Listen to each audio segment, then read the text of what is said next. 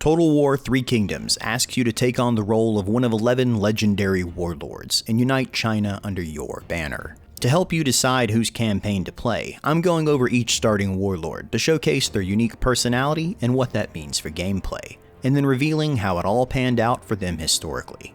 Gongsun Zan, the Iron First General, is the only man that holds back the barbarian hordes on China's northern frontier, where he rules his lands with the same unflinching martial mindset that governs his army. On the fringes of the empire, military precision is the difference between seeing an enemy on the horizon or in your tent with a knife. So it's no wonder Gongsun Zan governs with an iron fist. As a boy, he was educated alongside Liu Bei under one of the great scholars of China. But Gongsun Zan's good looks and booming voice instead made him a natural commander of men. During the Yellow Turban Rebellion, he was tasked with keeping the Wu Huan and Xianbei tribes out of the north of China, ostensibly working under the governor Liu Yu. But Gongsun Zan soon discovered that many of the local ethnic tribes considered themselves outside of the rule of the Han Empire, and were actively helping the foreign invaders to which they were related. Gongsun Zan was not one for half measures, and the only solution in his mind would be the total pacification of the locals and the crushing of any invaders, cutting out any thoughts of insurrection at the root. And while he won many battles against the foreign tribes, every victory came at a high cost to his own forces. So when Gongsun Zan discovered that the tribes believed white horses were sacred, he leveraged it to his advantage, ruthlessly equipping a cavalry force of 5,000 horse archers mounted entirely on snow-white steeds, knowing that his enemy wouldn't fire back for fear of hitting the horses and making the holy animal even more holy. Horse archers are unique to factions at the edge of the Han Empire in Total War Three Kingdoms, and in-game you'll find that only Gongsun Zan and Ma Tong can field them, drawing on local volunteers to fight for them. And Gongsun Zan's unique white horse archer cavalry are the best of them all, with the special ability to strike fear into their enemies on the battlefield.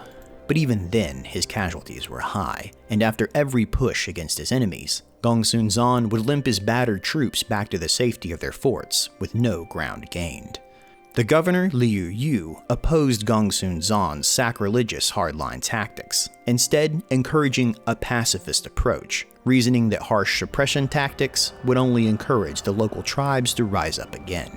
But Gongsun Zan stood firm in his beliefs, and wasn't afraid to do what he felt was right at any cost, this time pushing deep into the Liaodong Peninsula, where he again defeated the Wu Huan tribe. But his army was also again picked apart on the march home. Gongsun Zan returned at the head of a broken force, and was met by a smiling Liu Yu, who had just accepted the surrender of the Wu Huan tribe, and claimed all the credit for himself. At the game's start in AD 190, you'll take control of a Gongsun Zan who resents that peace was bought with the blood of his men, and furious at the man who betrayed them. With a reputation as a fierce warrior, Gongsun Zan will do anything necessary to defend his lands from foes both beyond the borders of China and within it. Gongsun Zan is a traditional military-minded character, and his playstyle reflects this. When playing as him, you'll focus on a militaristic approach to empire management. Gongsun Zan doesn't have access to administrators like the other warlords in the game, but instead has his civic matters overseen by the commanding generals of his armies, who provide bonuses to the commanderies in which they're stationed. His faction's unique building allows you to instate a military government that increases income from all sources as well as public order, because a government run with a sword can always cut through the red tape of bureaucracy or anyone else that disagrees with it.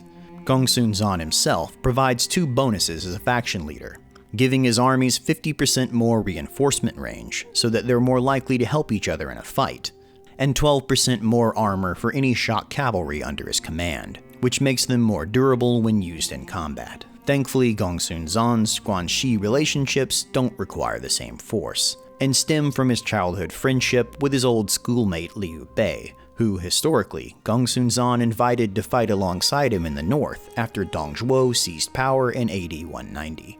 Gongsun Zan also begins the game with the young Zhao Yun under his command, one of the greatest warriors of the Three Kingdoms period. However, although rich in friends, Gongsun Zan has no children of his own, and you'll need to ensure that he has a strong line of succession in place if you intend to found a dynasty. Gongsun Zan's starting position in Yaobei Ping Commandery can easily be turned into a stronghold of the north. The problem will be breaking out of it. Your rival Liu Yu is to the west, posing a significant threat. It falls to you to defeat him and win control of the surrounding areas, unifying the north before chaos overtakes it. But as you do this, your other neighbor to the south, Yuan Shao, grows ever more powerful, and conflict with him is almost inevitable, unless you can find a way to negotiate with him.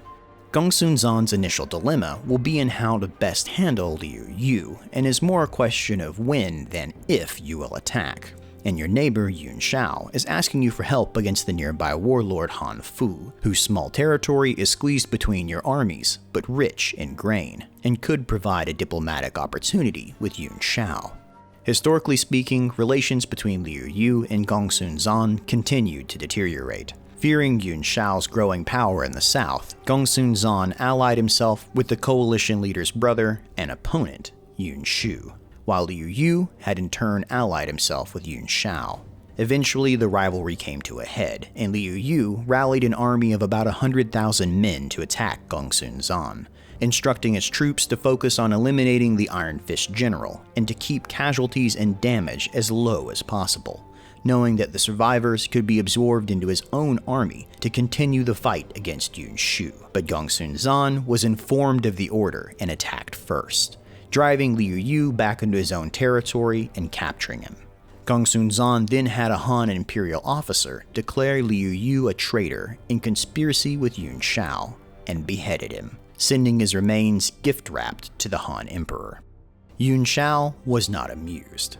It was at this time that Liu Bei and his sworn brothers joined the great general Gongsun Zan in the north, just as Yuan Shao begins to look for a way to remove his dependence on food shipments from the warlord Han Fu. In one of history's greatest double-crosses, Yuan Shao pretends to be willing to divide Han Fu's territory with Gongsun Zan if he agrees to attack Han Fu. Gongsun Zan jumps at the opportunity. Seeing the coming invasion from the north, the frightened Han Fu seeks protection under Yuan Shao and surrenders his territory to him without a fight. Gongsun Zan was understandably pissed, and he marched south to take the lands he felt he had been promised. Their forces met at a crossing of the Qing River. Gongsun Zan brought his elite White Horse volunteers with him and put them in the center of his army, flanked by 2 giant squares of infantry on his wings. Yuan Shao, on the other hand, put 800 of his best men in his center as a vanguard, supported by only 1,000 crossbowmen. Seeing that Yuan Shao's front was stretched thin, Gongsun Zan ordered a cavalry charge to break the enemy line, only to be met with a hail of crossbow bolts and well-braced spearmen.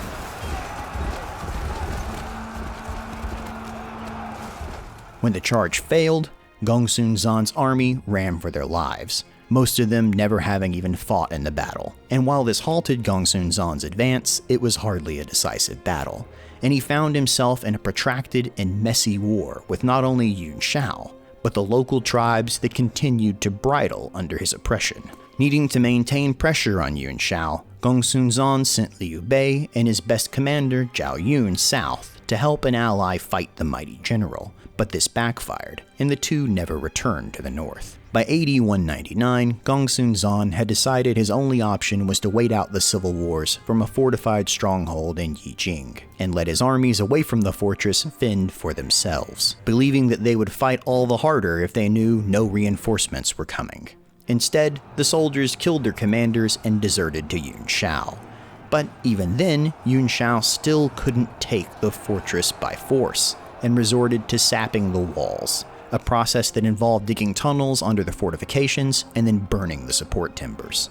As Yuan Shao's forces streamed into the burning city of Yijing, Gongsun Zan saw the writing on the wall. He withdrew to his tower, where he killed his family and then doused himself in oil and lit himself on fire, dying in a blaze of flame. Yuan Shao's men climbed into the tower anyway and cut off his head, which was sent back to the imperial court like he had done to Liu Yu. In the end, Gongsun Zan comes off more like your overbearing high school principal than a military genius, paying the price for his bullying tactics against the local tribes, which he ruled over through liberal applications of fear. But without his forces, the north would have been absorbed by outside kingdoms long before Yuan Shao arrived. And you can't help but be reminded of Machiavelli's maxim, that it's better to be feared than loved if you can't be both. So what kind of player is Gongsun Zan for? Well, Gongsun Zan is for the military-minded warrior without fear or restraint. A strict and noble general who rules with an iron fist, a master of cavalry, and a paragon of defense. If there's an obstacle he must conquer, he'll pursue it with determined intent. So you'd better hope you don't stand in the way of Gongsun Zan. Thanks for watching, and if you'd like to learn more about the warlords in Total War 3 Kingdoms, you can find their videos on this channel.